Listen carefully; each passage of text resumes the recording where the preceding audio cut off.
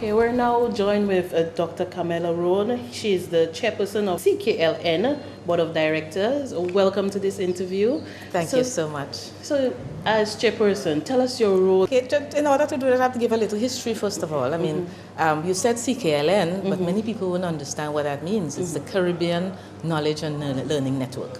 The initiative actually started somewhere in 2004.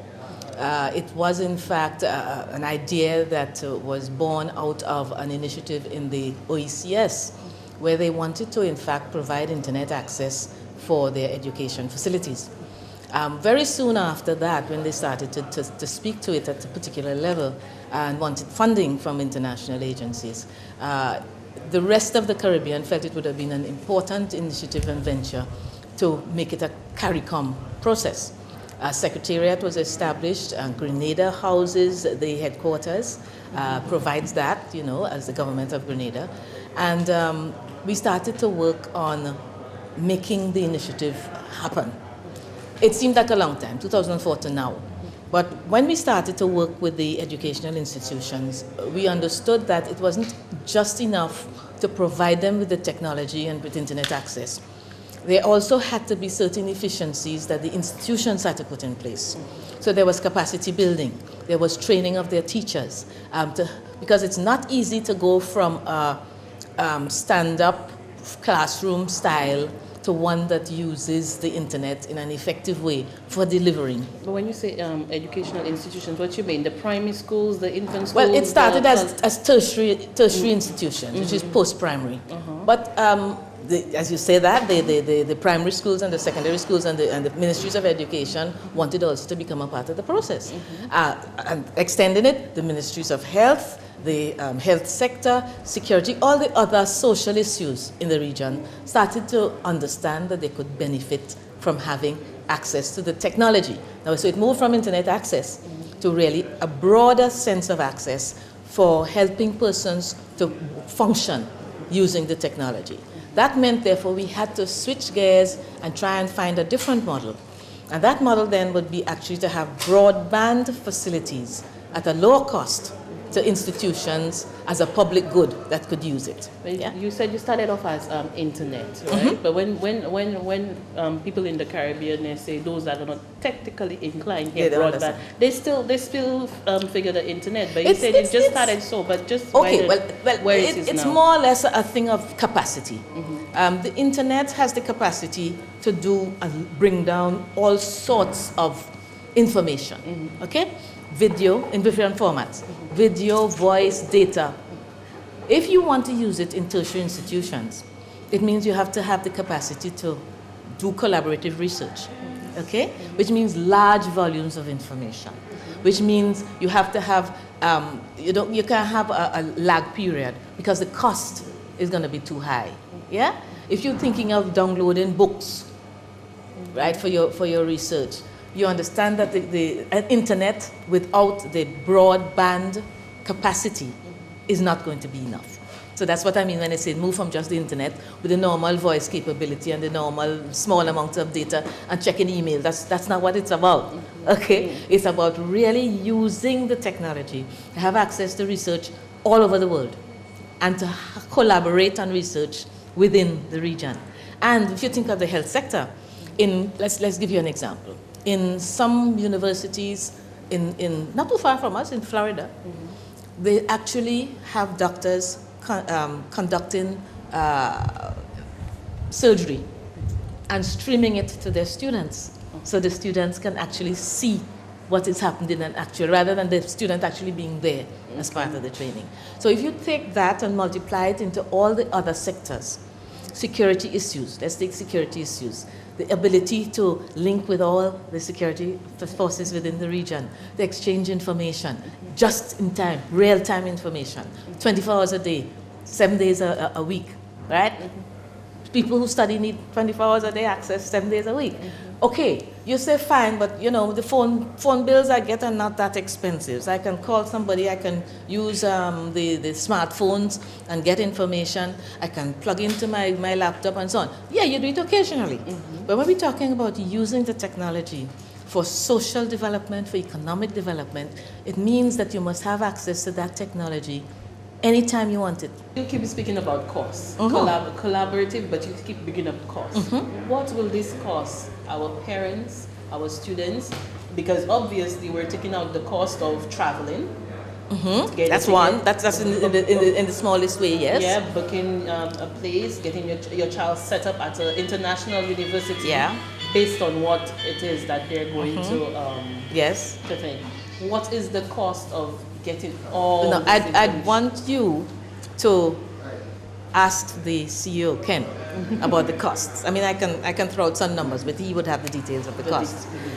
Suffice it to say that if we had to pay for it without the support of the funding agencies, now over the period of the past several years, a lot of millions have been sunk in the Caribbean to get this to happen.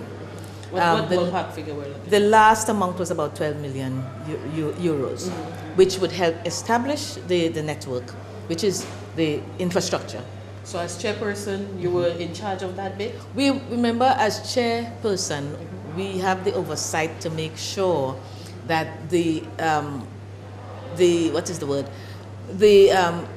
what we wanted the CKLN to do in the region, it was being realized. Yes? Where we found that there was a lack of resources, it was our responsibility to try and make sure that we found avenues to get those resources. Resources from where? Where did you get? Well, there's several levels. Of course, our governments contribute. Our governments contribute as they do for other regional organizations. That by itself was not enough, but what they do is it contributes to making sure that we have the people in the Secretariat who will in fact go out and talk and function and collaborate and write the project proposals and so on. Remember, telecoms, technology is an expensive infrastructure business. Yeah? So we had to go and find funding to establish the infrastructure. And the World Bank manages our funds, but the European Union was in fact the ones who found that tranche of funds to establish. To establish. So that brings in mind, and I'm waiting for you to ask me the question, which I know will come. How are we going to sustain it? We're getting funding. You know we have problems in the region. I mean, people don't like us to say we are poor. We're not poor. We are rich in resources. So that is the answer. How do we use our richness of resource, our people, right, to turn this 12 million to a sustainable advantage? And that's our challenge. A lot of what we're going to have to do from here on is to try and get persons to understand that if they use the opportunity adequately, we expect, and it has been proven internationally, that we will increase the capacity to earn as a region. By research, education, we create new products, there's innovation, our people are competitive, we provide competitive, innovative products which can then bring resources into the Caribbean. Yes? So what are the other broader social impacts? What real impact you think that okay, one can think of, okay, you mentioned some. You mentioned one. You said a student doesn't have to leave to go outside, right? Doesn't have to leave its community. So he resides in the community. He gets the information he needs. He writes his exams in the community, and his value remains in the community. So you know about brain drain. Yeah. All right. That's a simple one. That's a simple one. Not only that, but in solving solutions. That's what research is about. Looking at problems around you, solving the solutions of your community to make your community better. You're saying let's start with the education. What's the broader vision of this? Right. Social and economic development. That's the ultimate goal. Now, social issues deal with the people having better lives. How do you make your lives better? By having solutions to the problems.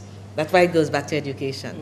Because when you do research, you are researching something, a problem in your community that, in fact, you are trying to solve and then turning that back for the community to use.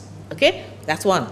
Now, what kind of problems do you have? That's the first thing one would ask when one goes into a member state. Think about another one, healthcare.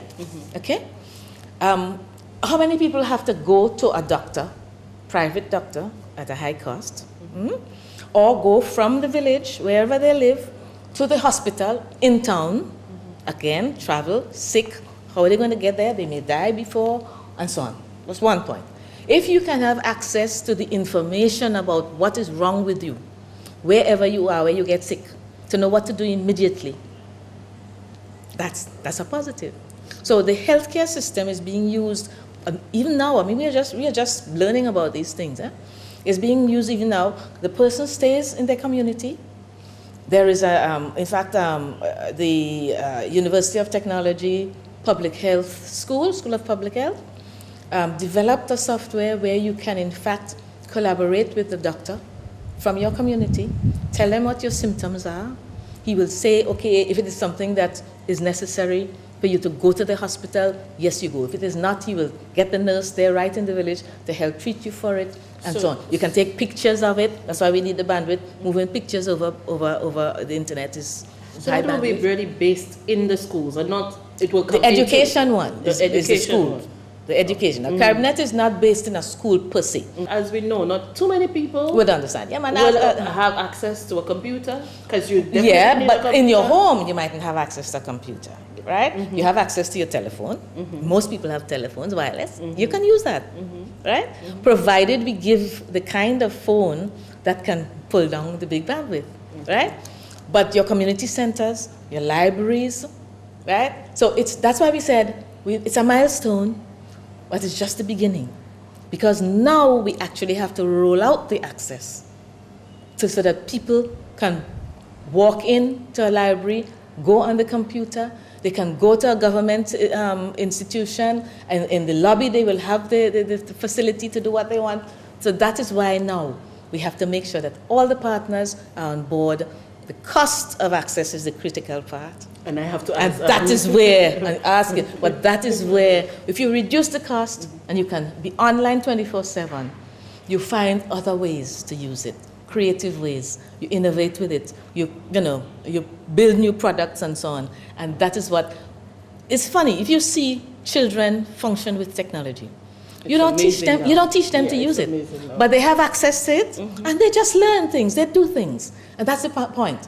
You have access to something 24/7, you'll find new ways of making it solve your problems. And the solving of the problem makes your life better, and hopefully you can share that solution with another person, another community, and get some money from it to make your life even more economically solid. That's the idea. Thank you so much, Dr. Rhone. Dr. Rhone has to go, but she kept the topic of cost. Yes. And she said to ask Mr. Ken Sylvester on that. About some so when we return, we'll speak to him about the cost of this initiative. Stay with us.